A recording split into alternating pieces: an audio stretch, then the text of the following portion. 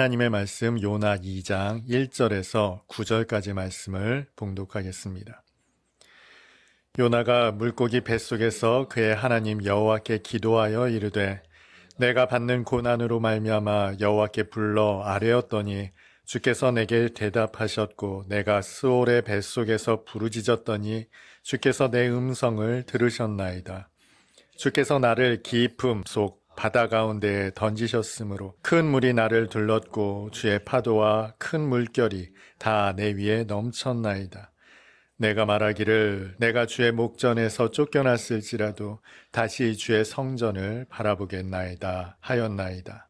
물이 나를 영혼까지 둘러싸우며 깊음이 나를 애워싸고 바다풀이 내 머리를 감쌌나이다. 내가 산의 뿌리까지 내려갔사오며 땅이 그 빗장으로 나를 오래도록 막았사오나 나의 하나님 여호와여 주께서 내 생명을 구덩이에서 건지셨나이다. 내 영혼이 내 속에서 피곤할 때에 내가 여호와를 생각하였더니 내 기도가 주께 이르렀사오며 주의 성전에 미쳤나이다. 거짓되고 헛된 것을 숭상하는 모든 자는 자기에게 베푸신 은혜를 버렸사오나 나는 감사하는 목소리로 주께 제사를 드리며 나의 서원을 주께 갚겠나이다. 구원은 여호와께 속하였나이다 하니라. 아멘. 알렉산더 대왕이 이스라엘에 왔을 때 이스라엘 방백들에게 말합니다. 그대들에게 올바름이란 무엇인가? 그때 두 사람이 랍비에게 와서 판단을 요청을 합니다. 한 사람이 밭대기를 하나 구입을 했어요. 그런데 그 밭에서 보물이 나왔어요. 그런데 이 밭을 산 사람은 한사코 말합니다. 나는 밭을 샀지 보물을 산 것이 아니요. 그러니 이 보물은 원래 밭 주인의 것입니다. 그런데 밭 주인은 또 다른 이야기를 하죠. 나는 이 밭을 팔면서 밭의 모든 주권을 판 것이요. 그러니 이 보물도 밭을 산 사람의 것입니다. 실랑이가 벌어진 거죠. 이 문제를 놓고 지혜로운 랍비에게 와서 판단을 해달라고 요청한 거예요. 이 장면을 때마침 알렉산더 대왕이 보고 있었습니다. 그러자 이 랍비가 판단을 내립니다. 두 사람에게는 각각 아들과 딸이 있었어요. 그래서 아들과 딸을 서로 결혼시켜서 그들에게 이 보물을 주는 것이 합당하겠소. 결혼도 시키고 보물도 얻었으니 일거양득 아니겠습니까? 랍비가 이렇게 판단을 내리자 이 사람들도 좋게 여기고 돌아갔습니다. 그 옆에서 랍비가 알렉산더에게 묻습니다. 왕께서는 이 일을 어떻게 판결하시겠습니까? 그랬더니 알렉산더 대왕이 이렇게 말합니다. 나라면 그 둘을 죽이고 그 보물을 내가 갖겠소. 이것이 내게 있어서의 올바름이요. 어렸을 때에는 그런 막연한 생각을 가지고 있었습니다. 어디엔가는 분명 절대적인 정의가 있을 것이다 라는 그런 생각을 가지고 살았습니다만 우리가 가지고 있는 정의가 대단히 자의적이라는 것을 알았어요. 어떤 사람에게는 이것이 정의가 될 수 있겠지만 다른 사람에게는 그것이 정의가 될 수 없어요. 심지어 저나 여러분이 가지고 있는 정의가 부조리함으로부터 나온 정의일 수도 있습니다. 여러분, 우리가 전기를 사용하잖아요. 그에 적절한 대가를 지불한다고 생각하지만 이 전기를 생산하기 위해서 이산화탄소를 소비할 수도 있고요. 핵분열을 사용할 수도 있습니다. 재생에너지를 사용할 수도 있고요. 어떤 사람들에게는 이것이 피해가 되죠. 우리는 정당하게 대가를 지불한다 생각하지만 과연 그것이 정당한 대가인가도 우리는 알지 못한 채 사용하고 있어요. 이처럼 우리가 가지고 있는 정의라는 것은 때로는 심각한 모순을 안고 있기도 합니다. 그렇다면 성경은 이 의를 어떻게 말하고 있을까요? 로마서 3장 10절에 의인은 없나니 하나도 없다 이렇게 일갈하고 있어요. 그런데 여러분, 분명 성경이 의인은 없다라고 일갈하고 있지만 의인이 있다라고 기록하고 있는 것 아십니까? 저나 여러분도 이미 잘 알고 있습니다. 노아가 의인이었어요. 노아는 의인이다. 당대 완전한 자였다라고 성경이 기록하고 있단 말이죠. 뿐만 아니라 동방의 의인 욥입니다. 그리고 보니 성경에 여러 의인이 등장하더라는 거예요.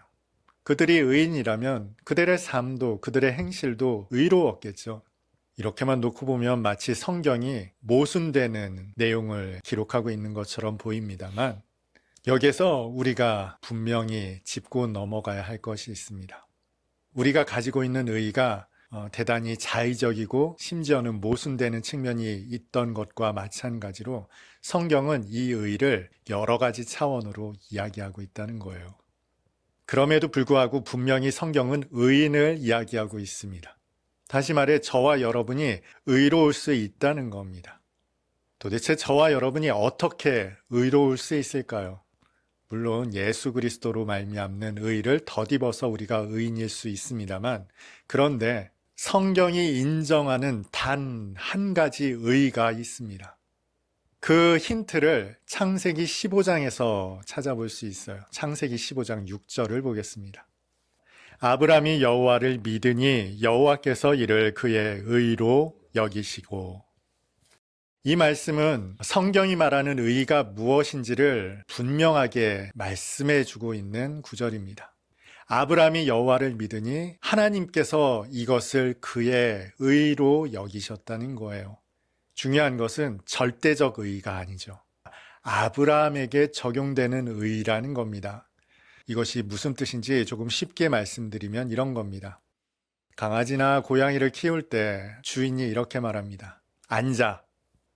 앉아라고 얘기했을 때 강아지가 그 자리에 철푸덕 앉습니다. 그러면 주인이 뭐라고 말하죠? 잘했어. 아이 착하다. 이렇게 말해요. 이 행동이 착함입니까? 선함입니까? 의로움입니까? 아니에요. 이거는 착함도 아니고 선함도 의로움도 아닙니다. 주인에게 이득이 되는 것도 아니에요. 그런데 앉아라는 이 말에 강아지가 앉았을 때 주인은 이것을 그 강아지의 의로 여기는 거예요. 착함으로 여기는 거예요. 잘했다라고 여긴다는 거예요. 방금 읽었던 이 말씀이 뜻하는 바가 바로 그렇습니다. 아브라함이 여호와를 믿으니 이것을 아브라함의 의로 여기셨다는 거예요. 그런데 여러분, 이 대목도 조금 이상합니다. 아브라함이 정말 하나님을 믿었을까요? 분명 성경은 그렇게 기록되어 있으니 믿지 않았겠습니까? 하실지 모르겠지만 사실 그렇지가 않아요. 17장에 보면 하나님께서 아브라함에게 후손을 약속하세요. 이때 아브라함의 반응이 이렇습니다. 이스마엘이나 살기를 바랍니다. 이게 무슨 뜻입니까? 하나님을 믿었다는 뜻입니까? 아니요, 믿지 못했어요. 하나님의 전능하심도 그 능력도 믿지 못하는 아브라함의 모습이 단적으로 나타나 있어요. 그런데도 불구하고 하나님은 15장 6절에서 아브라함이 믿은 이것을 가지고 그의 의로 여기셨다 기록하고 있다는 겁니다. 이것은 우리에게 시사하는 바가 있습니다. 하나님이 인정하시는 이 단 하나의 의, 방금 읽었던 말씀은 믿음이라고 언급하는 이 의가 도대체 무엇일까요? 여러분, 탕자가 돼지들이나 먹는 쥐염 열매를 먹으면서 근근히 연명합니다. 이때 탕자가 떠올린 것이 무엇입니까? 아버지였어요. 그런데 아버지의 무엇을 떠올렸습니까? 야, 내 아버지 집에는 얼마나 풍족한가, 그 식솔들 얼마나 부유하게 잘 먹고 잘 사는가, 이것을 떠올렸습니까? 이것만을 떠올리고 탕자가 아버지께 돌아올 생각을 했을까요? 아니에요. 탕자가 떠올린 것은 아버지의 인자하심입니다.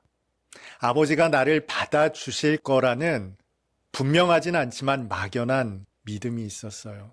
왜냐하면 어려서 아버지를 보아왔거든요. 아버지와 함께 살면서 아버지가 어떤 인품을 가지신 분인지, 얼마나 사랑이 많으신지, 인자하신지, 긍휼이 많으신지를 보아왔거든요. 아들이 떠올린 것은 아버지의 풍족함이 아니라 아버지의 인자하심이었어요. 그 인격이었어요.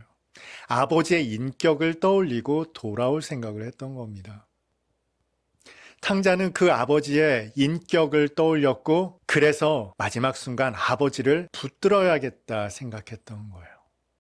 여러분, 이것이 바로 탕자가 가진 의입니다. 탕자는 인격적으로 좋은 사람이 아니에요. 착한 사람이 아닙니다. 얼마나 배은망덕한 사람입니까? 그런데 단 한 가지 의는 그 아버지를 붙들어야겠다라는 그 붙듦의 의, 이 한 가지뿐이었어요.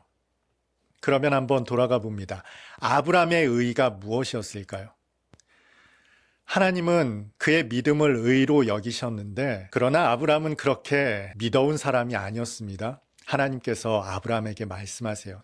본토 친척 아비 집을 떠나 내가 지시할 땅으로 가라 해서 마침내 가나안 땅에 도착했습니다. 그런데 창세기 12장을 살펴보면 이렇게 기록하고 있습니다. 그가 점점 남방으로 옮겨갔다. 하나님은 가나안에 정착하기를 말씀하셨는데 그는 그의 편의를 따라서 하나님께서 살라 하신 곳을 벗어나 남방으로 옮겨갔다고요. 게다가 가는 곳마다 아내를 누이라고 말했어요. 하나님의 임재와 동행하심을 온전히 의탁한 사람이 아니었어요. 아니, 사람이 아무리 그래도 아내를 누이라고 속여서까지 살아야겠습니까? 그렇게 자신의 목숨을 보존해야겠습니까? 도대체 좋은 사람이 아니에요. 의로운 사람이 아니라고요. 믿어온 사람이 아니라는 겁니다. 그런데도 불구하고 그는 그 가는 곳마다 제단을 쌓았어요. 하나님을 붙들었다는 겁니다. 아주 신실함으로 붙든 것은 아니었을지라도 끝까지 놓지 않았던 것은 여호와 하나님이었어요. 하나님을 붙들었다는 겁니다. 이것이 아브라함에게 있어서 의였던 거예요. 노아는 어떻습니까? 노아는 분명 당대 완전한 자라고 기록하고는 있지만 여러분 성경을 살펴보면 노아가 그렇게 의로운 자가 아니라는 걸 짐작할 수 있어요. 홍수가 거치고 그가 방주에서 나왔어요. 농사를 지었습니다. 특별히 포도나무를 심었어요. 포도 열매를 수확하자 그가 포도주를 만들었어요. 오랜만에 포도주를 보니까 노아가 아주 거하게 취했죠. 그런데 취한 노아가 주사를 부립니다. 옷이 벗겨지는 줄도 모르고 아주 주사를 부렸어요. 여러분 이 단면만 놓고 볼 때 노아가 아주 신실한 사람처럼 보입니까? 하나님 앞에 의로운 그런 사람처럼 보입니까? 그렇지가 않죠. 그도 보통의 사람과 별반 다르지 않은 사람이었어요. 그런데 성경은 왜 그를 의인이라고 칭할까요? 성경은 그가 왜 의인인지를 우리에게 보여주는 단서를 기록해 두었습니다. 그가 하나님과 동행했다.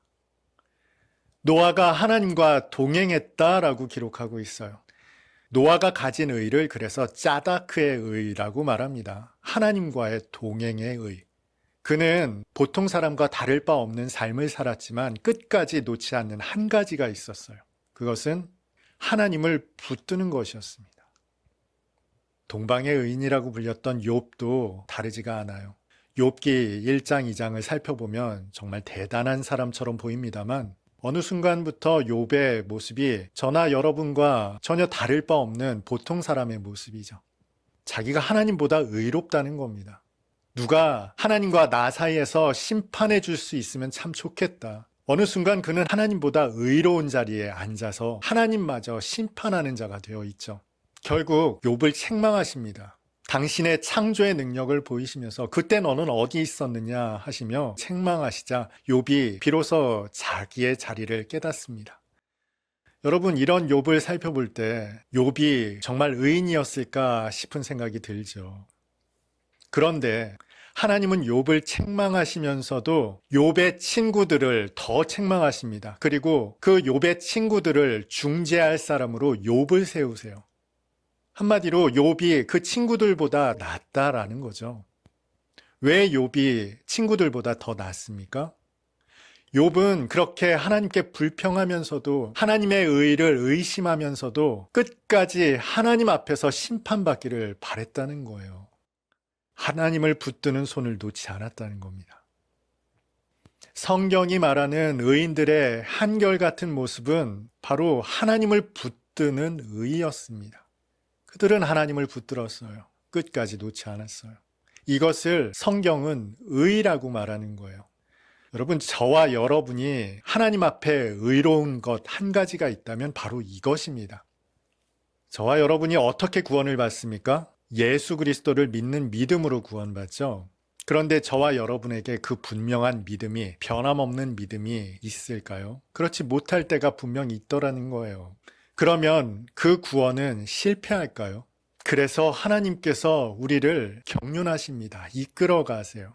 하나님을 붙드는 자로 인도해 가신다고요. 마치 탕자가 걸었던 그 길처럼 분명 탕자는 아버지 앞에 의로운 아들이 아니었어요. 그런데 그가 떠올렸던 것은 아버지의 인품이었어요. 인격이었어요. 아버지의 선함과 인자하심이었어요. 저와 여러분의 삶을 통해 하나님은 당신의 선함과 인자하심을 각인시키십니다. 그래서 끝내 하나님을 붙드는 자로 인도해 가세요. 마지막 순간 하나님을 의지하게 되더라는 거예요. 아브라함이 그랬고 노아가 그랬고 욥이 그랬듯이 저와 여러분의 삶을 하나님께서 그렇게 인도해 가시더라는 겁니다. 바로 그 삶을 오늘 본문이 아주 잘 담아내고 있습니다. 여러분, 우리는 요나의 생을 잘 알고 있습니다. 요나서가 어떻게 귀결될지 이미 이야기를 통해 잘 알고 있어요. 그러니 풍랑을 만났을 때 나를 들어 바다에 던지라는 요나의 말이 대수롭지 않게 여겨졌을지 모르겠지만 생명을 걸었던 겁니다. 그 배에 타고 있던 수많은 사람들의 생명이 달려있는 문제였어요. 그들을 살리기 위해 요나는 최후의 선택을 한 것이죠. 그리고 오늘 본문은 그의 숨이 끊어져 가는, 멎어지는 절체절명의 순간을 담아내고 있어요. 그런데 아쉽게도 우리가 읽었던 이 본문을 통해서는 잘 느낄 수가 없죠. 그래서 다른 번역본을 함께 나눠보고자 합니다. 함께 읽겠습니다. 그가 말했다. 내가 나의 어려움 가운데서 여호와를 불렀는데 나에게 대답해 주셨습니다. 스올의 뱃속에서 도와달라고 소리쳤는데 나의 목소리를 들어주셨습니다. 주님이 나를 깊은 곳 바다 한가운데로 던져 넣으셨습니다. 물살이 나를 휘감아 돌았습니다. 주님의 파도와 큰 물결이 나의 위로 지나갔습니다. 여러분, 이 그림이 그려지세요? 요나가 바다에 던져졌고 이제 그 깊은 바닷속으로 가라앉는 장면이에요. 그래서 나는 말했습니다. 내가 주님 눈앞에서부터 쫓겨났습니다. 그래도 나는 다시 바라보겠습니다. 주님의 거룩한 성전을. 여러분, 그가 물속에 가라앉으면서 몸부림치며 고통스러워하며 가라앉으면서 희미해져가는 그의 머릿속에 떠올랐던 것이 바로 이것입니다. 주님의 성전. 그러면서 말합니다. 그래도 나는 다시 바라봅니다. 주님의 성전. 그곳에서 배웠던 주님. 물이 나를 목까지 휘감고 깊은 물이 나를 에웠었습니다. 바다풀이 나의 머리에 뒤엉켰습니다.